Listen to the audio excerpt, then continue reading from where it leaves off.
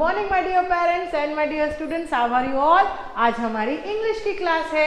English में हमने chapter number 4 already complete कर लिया है। स्टैंडर्ड 4th की क्लास में ले रही हूँ आज। ओके, तो आज उसका हम सब चैप्टर करने वाले हैं जो कि एक पोएम है, टॉल ट्रीज। टॉल ट्रीज यानी लंबे झाड़। ओके, चलो स्टार्ट करेंगे। Now get set with their feet in the ground and their head in the sky। देखो ये स्टोरी में, ये पोएम में क्या बता रहे हैं कि with their feet in the ground in the earth, उनके जो पैर होते हैं, उनकी जो जड़ें होती है वो अर्थ के अंदर है। ओके, तो उनके जो अंदर की जो रूट्स होते हैं वो अर्थ के, पृथ्वी के अंदर होते हैं। their and their heads in the sky, और जो उनका सिर है वो आसमान में होता है।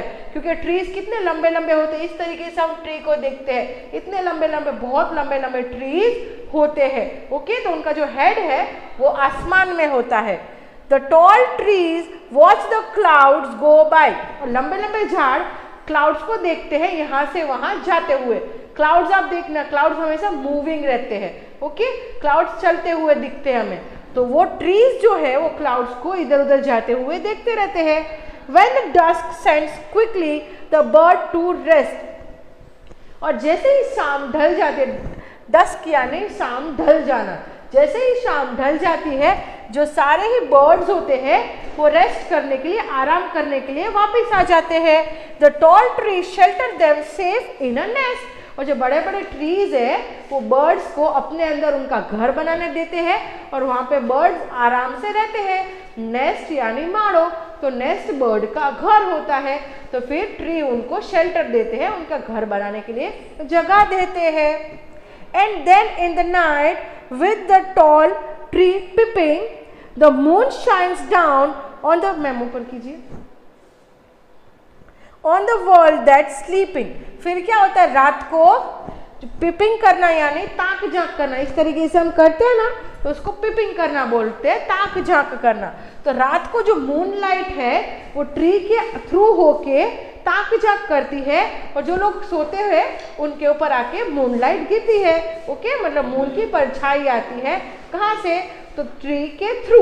तो ये चैप्टर में हमें बताया गया है कि ट्री कैसे होते हैं और ट्रीज क्या करते हैं। यहाँ पे एक बहुत अच्छी चीज है, बॉक्स में मैं आपको अगेन रीड करके दिखाऊंगी।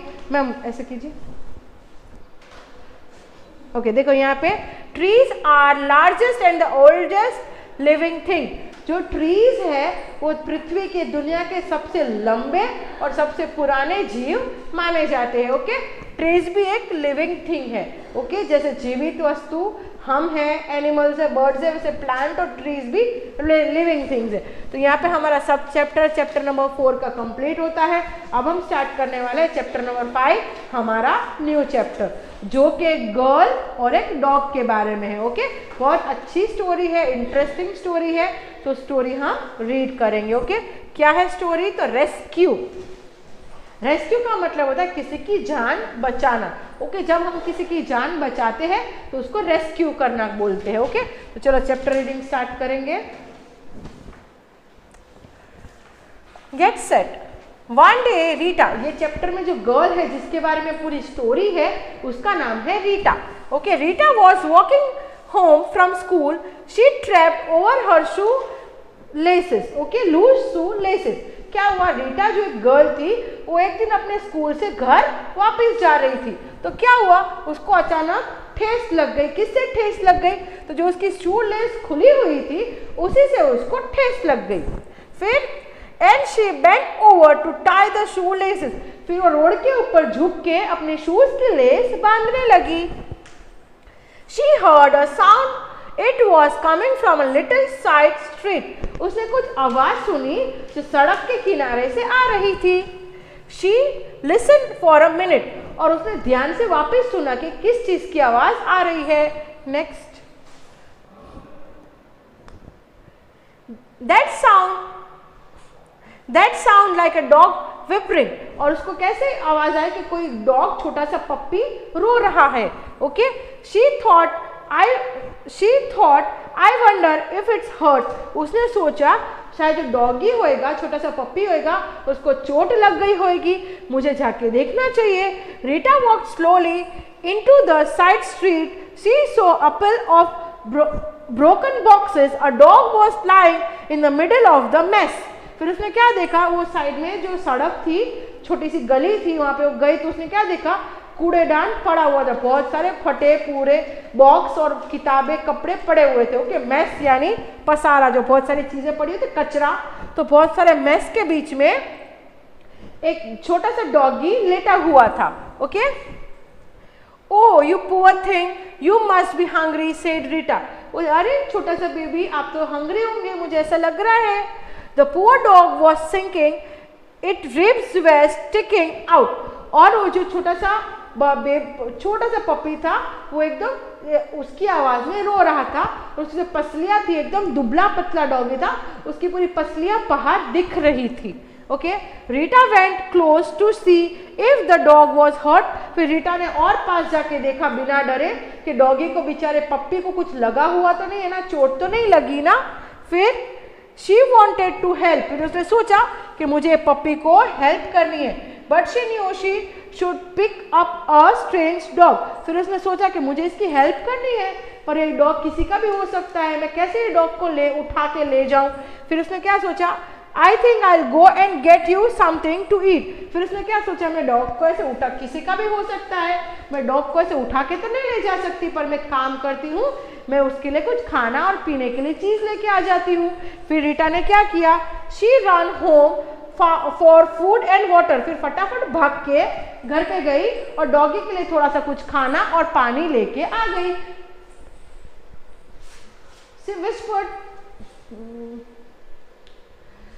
She whispered to that dog. She ran home for food and water. Her home was nearby. उसका घर बाजू में ही था, इसलिए फटाफट भाग के वो खाना और पानी लेके आई। Next, Rita placed the food and dish of water near the dog. Then she left, but spotted near the corner and looked back. फिर क्या, stop near the corner and looked back. फिर क्या हुआ, उसने डॉगी के मुंह के पास खाना और पानी रखा और वहां पे खड़ी नहीं रही, क्योंकि उसको ऐसा लगा भी डॉग तो अनजान है, डॉग तो रीटा को पहचानता नहीं है, तो डरेगा। तो रीटा वहां पे पानी और खाना छोड़ के चुपके से वहां पे चली गई और एक कोने में खड़ी खड़ी देख रही थी कि डॉग खाना खा रहा है कि नहीं खा रहा। She wanted to see what the dog would do. उसको देखना था कि डॉग क्या करेगा, खाएगा या नहीं खाएगा। After a few minutes, the hungry dog kept over the food and water. फिर उसने थोड़ी देर के बाद, थोड़ी मिनट्स के बाद डॉग उठा और उसने खाना भी खाया और थोड़ा सा पानी भी पिया। He ate a little and took a drink of water.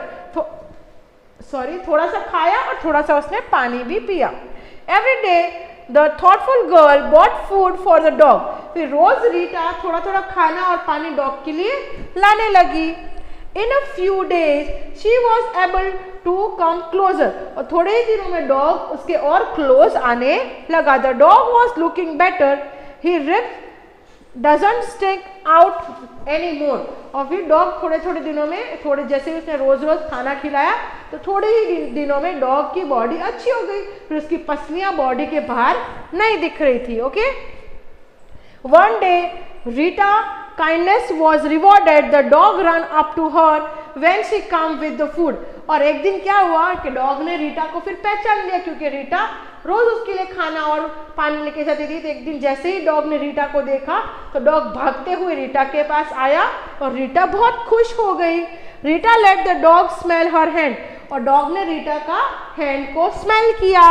Then she gently patted his head. Pet करना मतलब ऐसे थपथपाना। ओके, फिर रीटा ने पप्पी को ऐसे उसके हेड, सर के ऊपर थपथपाया। When the Rita next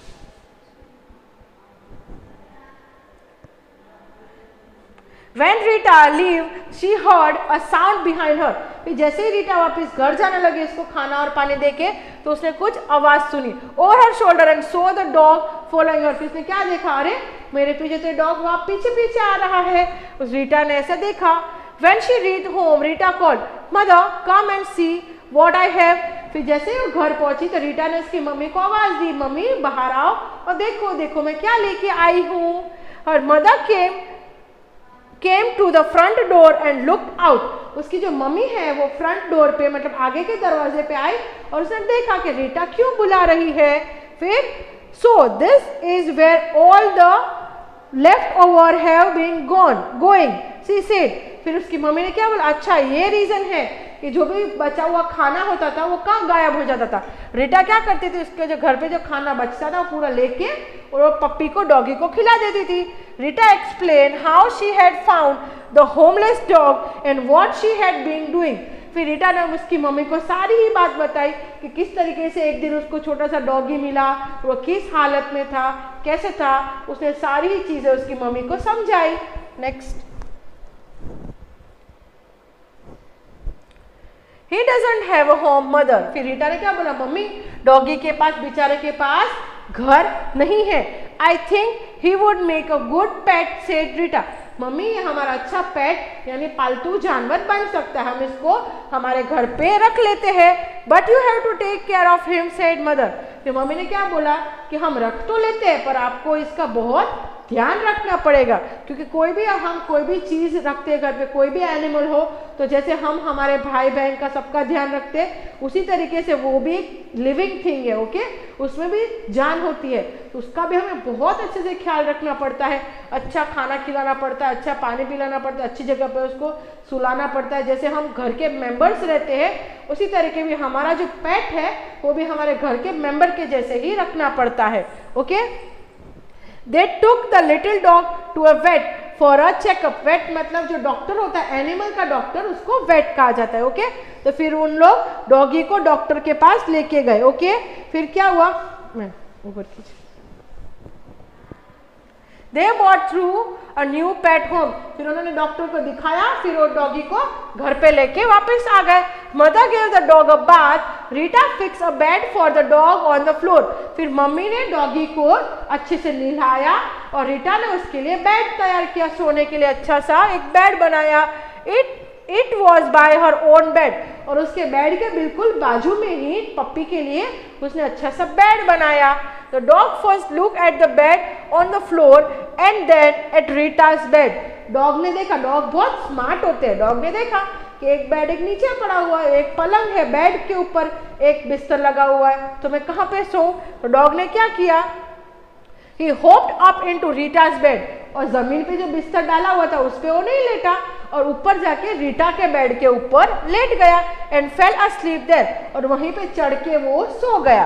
फिर क्या हुआ, Rita climbed into her bed with a smile.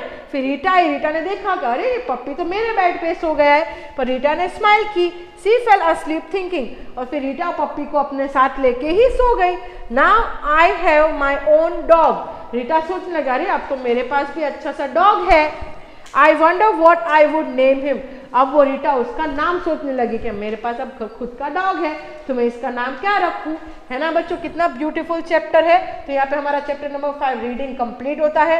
इसके जितने भी एक्सरसाइज है, एक्सरसाइज के सारे ही फोटोज मैं आपको सेंड कर दूंगी, फिर फोटोज में से देख देख के आप आपकी पूरी टेक्स्ट बुक कंप्लीट कर लेना। ओके, तो ये चैप्टर में हमें क्या सिखाया जाता है कि जब भी ऐसे कोई हमें अनजान ऐसे बेचारा डॉग या एनिमल कोई भी दिखे तो एनिमल की हमें हेल्प करनी चाहिए, क्योंकि इनकी हेल्प करने के लिए कोई नहीं होता। कभी भी एनिमल्स को मारना नहीं चाहिए, परेशान नहीं करना चाहिए। वो भी एक जीव है, जिस तरीके से हम हैं वैसे वो भी है। Okay, thank you, bye, have a nice day.